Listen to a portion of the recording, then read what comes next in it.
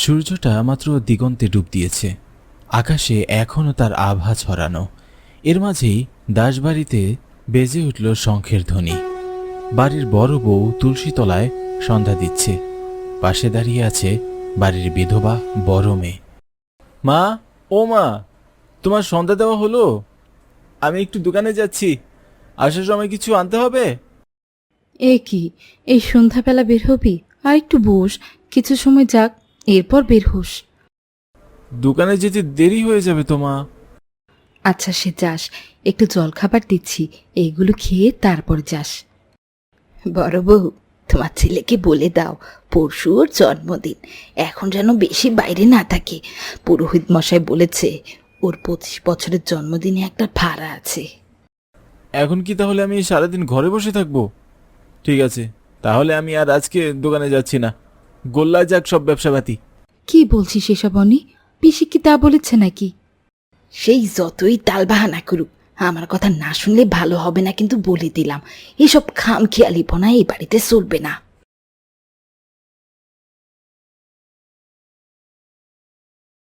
এসব কি বলো তোমা? বাড়িটা দাদু বিষের নামে লিখে দিয়েছে বলে কি সে যা বলবে আমাদের তাই করতে হবে?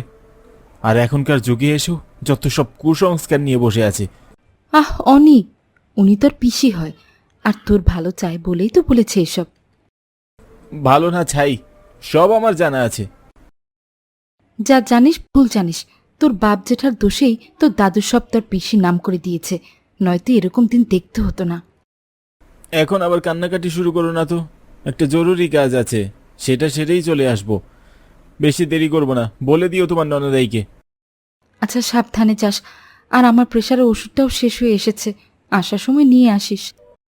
যে ঠিক আছে, আসি।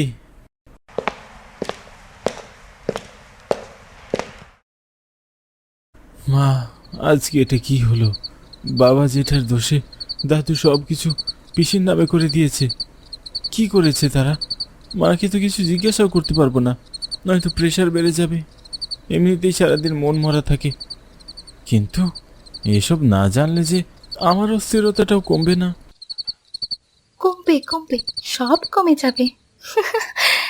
কে কে কে কে কথা বললেন? আরে আমি নীলা। আপনি কি কোনো কারণে ভয় পেলেন নাকি? না না, আসলে চোখে একটু লেগে এসেছিল। কিন্তু আপনি কে? আগে তো এই তল্লাটে আপনাকে কখনো দেখিনি। আর এত রাতে আপনি এখানে কেন? আসলে আমি এখানে নতুন, সামনে বড় রাস্তার পাশে মুখার্জি বাড়িটাতে উঠেছি, আর দোকানে এসেছি। আমার দুটো লাইট লাগবে, পাওয়া যাবে তো আপনার দোকানে? হ্যাঁ হ্যাঁ, আছে। দুটো লাইট দেওয়া যাবে, একটু দাঁড়ান, দিচ্ছি।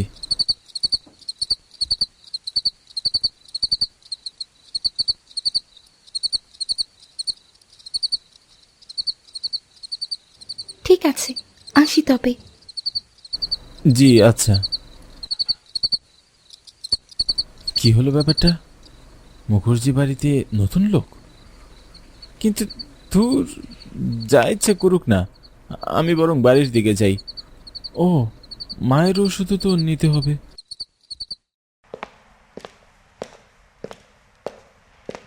কি গো কাকু, দোকান বন্ধ করে ফেলছো নাকি? হ্যাঁ রে অনি, কিছু লাগবে তোর? হ্যাঁ, মায়ের প্রেশারের ওষুধটা লাগবে। দুপাতা ওষুধ দাও তো। দাঁড়া, দিচ্ছি। আর একটু দেরিতে এলে তো দোকানটাই বন্ধ করে চলে যেতাম। তাহলে তোমাকে বাড়ি থেকে তুলে এনে দোকান খোলাতাম। অবশ্য তুই যা মায়ের নেওটা, আর এই অস্বাভাবিক কিছু না। এই নে ধর ওষুধ। হ্যাঁ দাও। তুইও কি দোকান বন্ধ করে দিয়েছিস নাকি? হ্যাঁ গো, আজ তাড়াতাড়ি বাড়ি ফিরতে হবে। আর এমনিতেও আকাশের অবস্থাটাও তেমন একটা ভালো নয়।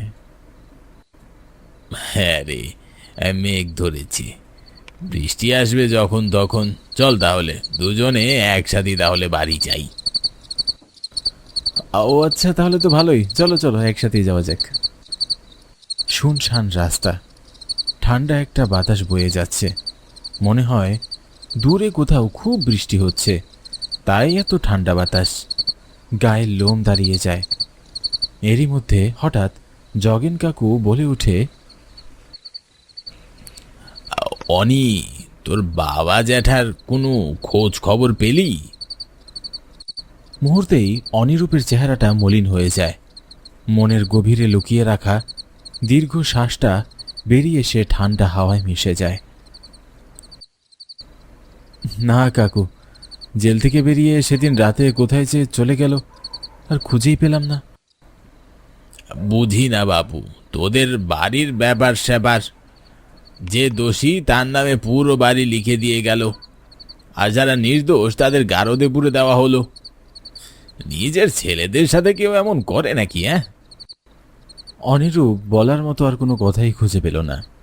সত্যি তো, বাবা হয়ে কিভাবে নিজের নির্দোষ ছেলেদের শাস্তি দিতে পারে কেউ? হয়তো নন্দলাল ঘোষ বাদে সেটা কেউই পারে না। আরে তোর মা অজু কোন দুঃখে এখানে পড়ে আছে বুঝি না। দোকানটা যেহেতু তোর নামে দিলই, তাহলে অন্য কোথাও গিয়ে তো থাকতে পারিস। এখানে পড়ে পড়ে সংসারের সব টাকা ঢালছিস, আবার ঝাঁটার বাড়িও খাচ্ছিস। মাকে তো কত বলি এখান থেকে চলে যেতে, কিন্তু কে শুনে কার কথা।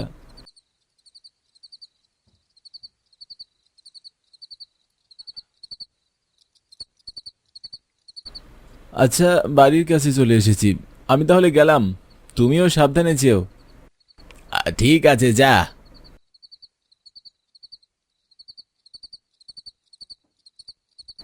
জগেন কাকু একটু এগোতেই হঠাৎ জোরে বাতাস বইতে শুরু করে। সাথে বালু উড়ে এসে জগেন কাকুর চোখে মুখে পড়ে। এত বাতাস! কে আছো? একটু সাহায্য করো। অনি, সাহায্য লাগবে কাকু? কে কে আছো? আমার চোখের বালু একটু সরিয়ে দাও, একটু পানি দাও। চোখ পরিষ্কার করবে? চোখটা তুলে নিলে কেমন হবে? অনেকদিন তাজা তাজা চোখ খাই না। না, মেরো না, বাঁচাও। অনি! জগেন কাকুর গলা না? কোনো বিপদ হলো না তো? গিয়ে দেখি তো।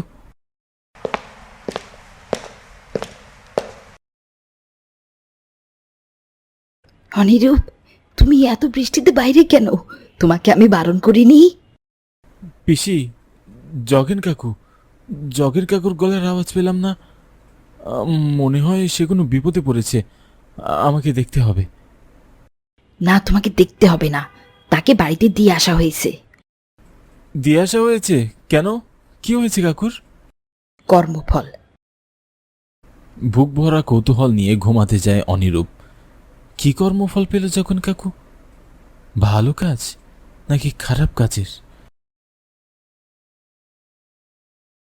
পরের দিন সকালে কোনো রকম অপেক্ষা না করেই জগেন কাকুর বাড়িতে ছুটে যায় অনিরূপ। কিন্তু গিয়ে দেখে জগেন কাকুর মুখটা একেবারে কেমন শুকিয়ে গেছে। ঘাড়ের কাছে হাতের আঁচড়ের দাগগুলো শুকিয়ে কালো হয়ে আছে। অনি, এলি বাবা? হ্যাঁ কাকু, কিন্তু তোমার এই অবস্থা কি করে? সেই মেয়েটা আমাকে আসছে। সে অনি, সে হাসছে। না কাকু, কেউ হাসছে না, শান্ত হও, ঘুমাও। তুমি ঘুমাও তাহলে। কে আছো? এই কাকিমা, রিমি। সেদিন সারাদিন মুষলধারে বৃষ্টি হলো। অনিরূপ সেই কবে সকালে দোকানে এসেছে আর বাড়ি যায়নি। চোখ বন্ধ করলেই জগেন কাকুর জীর্ণ চেহারাটা তার সামনে ভেসে ওঠে। কানে ভেসে আসে জগেন কাকুর ডাক, অনি, অনি, অনি, অনি। কে কে? আমি নীলা। আপনি আজকেও ভয় পেলেন? না না, আসলে একটু অন্যমনস্ক হয়ে গিয়েছিলাম। কিন্তু আপনি কি আমায় অনি বলে ডাকলেন? হ্যাঁ, আমি যতদূর জানি আপনার নাম অনি, তাহলে তো সেই নামেই ডাকবো, তাই না? কিন্তু আমার তো খুব কাছের লোকরাই আমাকে অনি বলে ডাকে, তাই আমাকে আর অনি বলে ডাকবেন না। যাই হোক, এত রাতে আপনি এখানে? আসলে আমার বাড়ির ইলেকট্রিক লাইনগুলোতে অনেক সমস্যা হচ্ছে। মনে হচ্ছে যে কোনো সময় বাড়িটা ঠাস করে ফুটে যাবে। তো আমি কি করতে পারি? কি করতে পারেন মানে? আপনি একজন ইলেকট্রিশিয়ান, তাই আমার সাথে গিয়ে আমাকে মুক্তি দেবেন। অনিরূপ একটু ঘাবড়ে যায় নীলার কথা শুনে। খানিকটা লজ্জাও পায়, কারণ সে খানিকক্ষণের জন্য ভুলে গিয়েছিল তার কাজ কি। এরপর দেওয়াল ঘড়িটার দিকে তাকিয়ে দেখে রাত প্রায় 9টা বাজে। বলছি কি, এত রাতে যাওয়াটা কি ঠিক হবে? রাত 9টা বেজে গেছে। খুব ঠিক হবে। আমি তো বিপদে পড়েছি বলেই এসেছি, নয়তো এত রাতে একা একটা মেয়ে হয়ে আপনাকে কি ডাকতে আসতাম? কি এত ভাবছেন বলুন তো? চলুন আমার সাথে।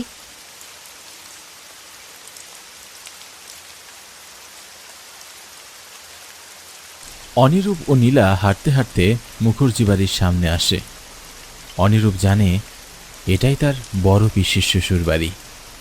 যদিও তার জন্মের পরেই দেখেছে তার বিধবা পিসিকে দাসবাড়িতে থাকতে, আর গত 25 বছর ধরেই এই মুখুর্জি বাড়ি খালি পড়ে আছে।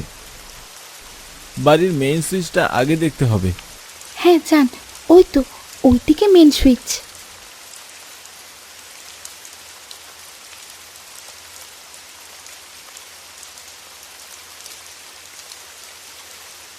বাহ, এত তাড়াতাড়ি কাজ শেষ? হ্যাঁ শেষ, কিন্তু এই বাড়িতে কি আপনি একা থাকেন? আর কেউ নেই?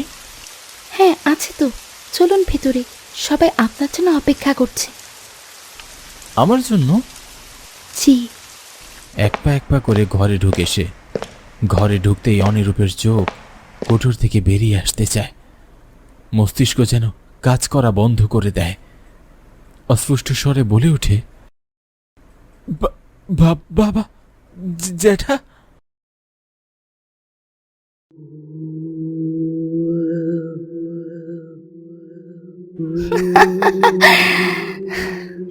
কে কে তুমি? আমার বাবা, জেঠু কোথায়? ওদেরকে ফিরিয়ে আনো। না অনি, ওদেরকে তো ফিরিয়ে আনা যাবে না, বরং এক কাজ করি, তোমাকে ওদের কাছে পাঠিয়ে দেই, কেমন? তুমি কেন এমন করছো? আমি আমি তোমার জেঠিমা অনি। ছোট থাকতে তোমায় কত আদর করতাম। এই এই দু হাতে কত কোলে নিয়েছি ছোট্ট অনিকে। কিন্তু আজকে আমার এই দু হাত দিয়ে আমি দাসবাড়ির শেষ চিহ্ন মুছে দেব। দাসবাড়িও মুখার্জি বাড়ির মতো শ্মশানে পরিণত হবে। ঠিক তখন জোরে বাতাস বাইতে থাকে। নীলার পরনের লাল শাড়ির আঁচল উঠতে থাকে। তখনই নীলার হাত দুটো এসে অনিরূপের গলা চেপে ধরে। নিঃশ্বাস ফেলতে না পেরে ছটফট করতে থাকে অনিরূপ। চোখ লাল হয়ে আসে, কিন্তু কিছুতে সে নীলাকে সরাতে পারে না। আস্তে আস্তে সারা শরীর নিস্তেজ হয়ে আসে, চোখ বুজে আসে।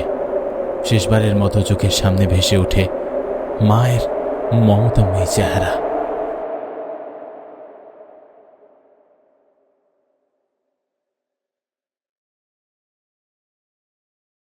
অনিরূপ, উঠেছিস?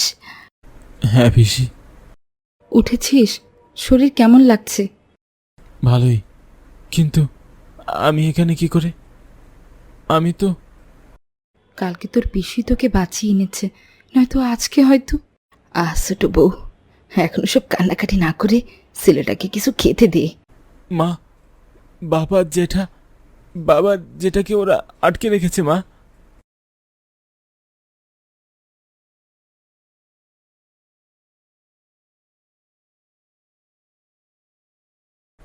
মা, ও মা, কোথায় যাচ্ছ?